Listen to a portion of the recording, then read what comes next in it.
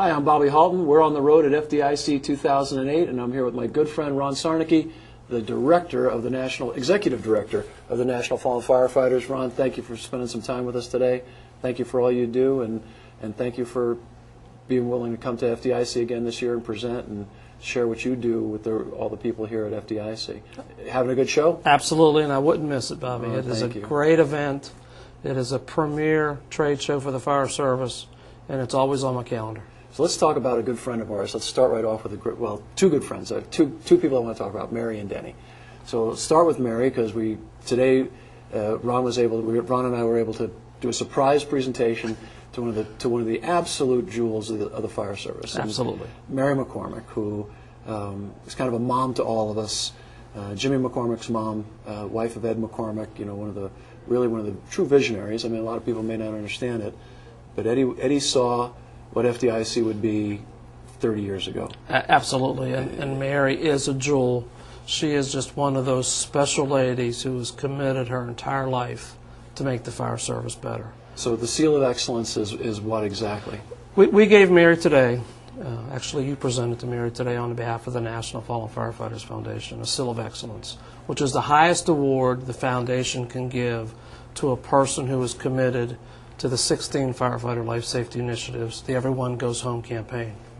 And Mary has been helping us through her roles in the fire service, through safety and for firefighter survivability since this started, since this whole initiative came out of the Tampa Summit in 2004. She's carrying the torch, she's carrying the message to make the fire service safer so that firefighters don't die in the line of duty. And for that, we wanted to recognize her for that effort. And what a great lady. If you don't know Mary McCormack, she's director of the FDSOA, which is the Fire Department Safety Instructors Association. They do a great little conference down in Florida every year. Primarily it's apparatus-based, but correct. A little more education coming into it lately, and it's a great little conference. And I love Mary, and I support her in everything she does. And she also still runs the Honor Guard competition here every Saturday. She does a lot with the Honor Guard. And, it's funny, when I see her, I think about, and I'm talking almost 30 years ago was the first time I met her. I had the advantage of going to the program they offered, which was the old Company Officer Development, COD. Oh, yeah, the old COD class. And that was up in Framingham, Massachusetts. It was a 2-week residential course way back then designed to help the first-level supervisor in a fire service do their job better. And I met her and Ed and the whole gang. And report writing, interpersonal skills. Absolutely, and all those things that were just phenomenally setting in motion where we are today. Oh yeah, It was the early basis of the inspections program, because they taught us how to tell people things they didn't want to hear in a nice way. Exactly. It was a great deal. Thank you for letting me participate in that. For me, that was very special because I just love Mary. She has a great role here with Penwell and FDIC and all those activities. And so what better way than with partners to recognize a friend? Oh, and I thank you for that. Denny Compton. Just spoke with him a little bit ago. Absolutely one of my great friends. And Denny is now the chairman of the board. Correct. He took over a couple of months ago. Yeah. So tell me a little bit about Denny's relationship. He's been there forever. Denny has been with the foundation a couple of years now and came on the board as a fire service representative and has served in a variety of capacities, including vice chairman, until this past board of directors meeting in January, at which time our then chairman, Hal Bruno, said that he needed to retire from the chairmanship. But to set the record straight, he's not retiring from the foundation or its board. He's going to stay an active member of the board of directors. Chairman Emeritus? As a matter of fact, he was given that title at the survivors' reception in Washington, D.C., at the Congressional Fire Service Institute dinner. So we were excited about that. And Denny now has taken over as chairman and has been working with us with both our survivor programs and our fire service line of duty death prevention initiatives to spread the word and to keep the foundation moving forward, which is what we're all about. Now, who's the new vice chair? Actually, the vice chair will be decided by election at the board of directors meeting in July. Oh, outstanding. The way that our bylaws are established is the board meets 3 times a year. January, July, and then during the Memorial Weekend in October. And the officers come from up within. So they decided, since there was a changeover in January, they would give everybody a chance to regroup and decide about a vice chairmanship, and that'll probably happen in July at the next board meeting. Outstanding. What weekend are we doing this year in Emmitsburg? This year's memorial service will be October 3rd, 4th, and 5th. Oh, it's early. Oh, excuse me, 5th, 6th, and 7th. I'm sorry. I'm glad you corrected me on that. It's the 5th, 6th, and 7th, which is Friday, Saturday, and Sunday, which is always the weekend of Fire Prevention Week. Fire Prevention Week, right. Fire Prevention Week follows that. And we will be doing the activities in Emmitsburg again, as we have in the past.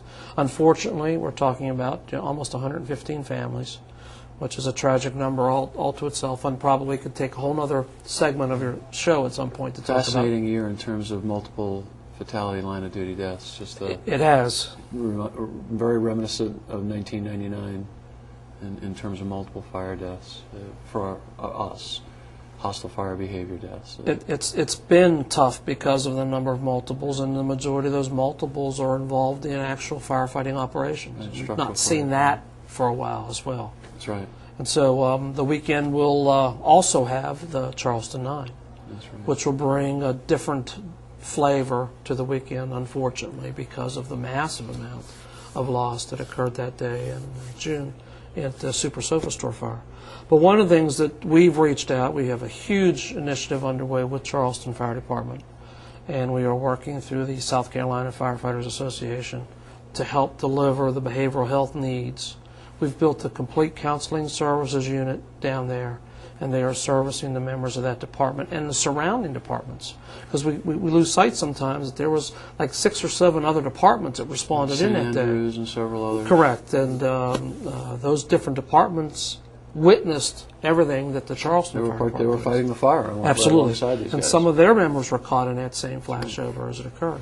So we're providing those services through the Counseling Services Unit using the Dorchester Charleston Department of Mental Health Services.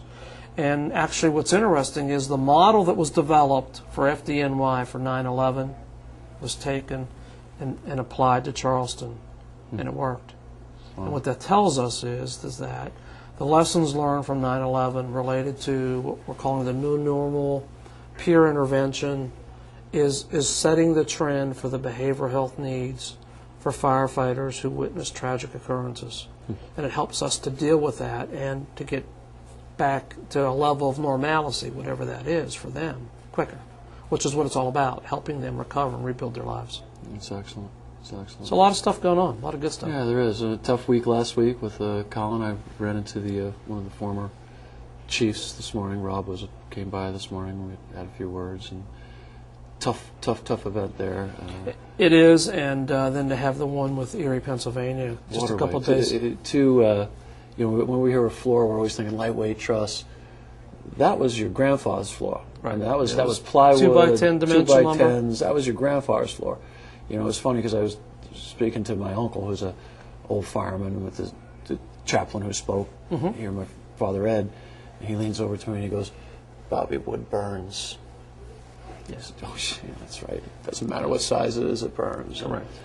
Always keep that in the back of your mind. So God bless them. And what the tragedy there is, we have the one firefighter, a single mom with 2 kids, the other firefighter with a family, and we'll help them. And we're there. Our local assistant state team, which is a program that we started a year ago through the Department of Justice, the Ohio team went out, intervened, and helped. They immediately got some intervention at both the department level and the family level. That's a program that if there is a line of duty death, we reach out to the department, offer those resources. If they want them, they're available. If they decide not to, that's fine too. We're there as a resource only if and when they invite us in. I think that's fantastic. But it's a great program because it's providing behavioral health, counseling, honor guard, chaplaincy, survivors, and a coordinator to help, especially with the PSOB paperwork process, immediately if that department so chooses. So it's pretty cool. So remember, if you have an LODD, and if you haven't had one, you need to be ready. You need to understand what the resources are. You need to understand. Now we're seeing a lot more advocacy programs out there that help people handle the funerals, but beyond the funerals, there's a whole cycle of life that is upset and disconnected, and through the National Fallen Firefighters, you can help to at least reconnect some of their lives to some semblance of normalcy. Absolutely, and it's really called the firsts, and it's them going through all the firsts experiences after the death. That's right. The first anniversary, the first birth, the first wedding, all those different things, and it's the long term. Is what the National Fallen Firefighters Foundation is committed to. And we do have training programs for departments on how to prepare for and deal with a line of duty death. We have spaces for people that want to be part of the response teams. And, of course, we have the prevention side of the house as well. So it's all out there. It's all free. It's all available through a variety of programs from Justice and the Fire Administration and our private partners. Well, and thank you for helping fire engineering. Thank you for helping FDIC. Thank you for helping everybody who's been affected by fire tragedy. And it's great work. It's as my uncle would say, it's God's work. And thank you for what you're doing there. Thank you. And I want to thank you personally, and FDIC and Penwell for being that partner that helps us make it happen. Well, thank you for that, Ron. It's Ron Siarnicki. I'm Bobby Halton. We're on the road, and you be careful out there.